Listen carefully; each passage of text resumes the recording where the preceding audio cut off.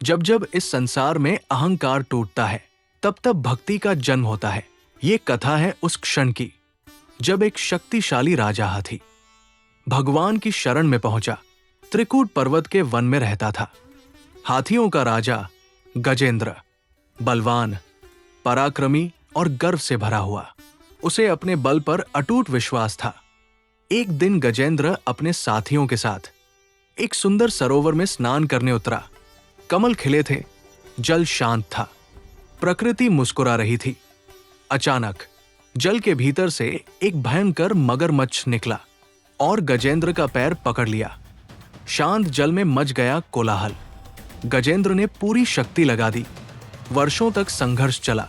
जंगल, जल और समय सब साक्षी बने, परंतु शक्ति धीरे धीरे क्षीण होने लगी। अब गजेंद्र समझ चुका था, ये युद्ध बल से नहीं जीता जा सकता। उसकी आंखों में आंसू थे और हृदय में पश्चाताप। अंतिम आशा में गजेंद्र ने अपनी सूंड से एक कमल उठाया और पुकारा, हे नारायण, अब न कोई बल है, न कोई उपाय, आप ही मेरे एकमात्र सहारा है। भक्त की पुकार वैकुंठ तक पहुंची।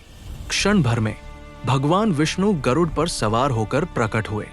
आकाश प्रकाश से भर गया। भगवान ने सुदर्शन चक्र उठाया और एक ही क्षण में मगरमच्छ का अंत कर दिया। धर्म की विजय हुई। गजेंद्र मुक्त हुआ।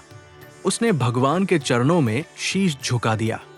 उसका शरीर नहीं, उसकी आत्मा प्रकाश बन गई। उसे मोक्ष प्राप्त हुआ। ये कथा सिखाती है, जब अहंकार टूटता है तब भक्ति जन्म लेती है, और जहां सच्ची भक्ति होती है वहां स्वयं भगवान आते हैं। जय श्री नारायण।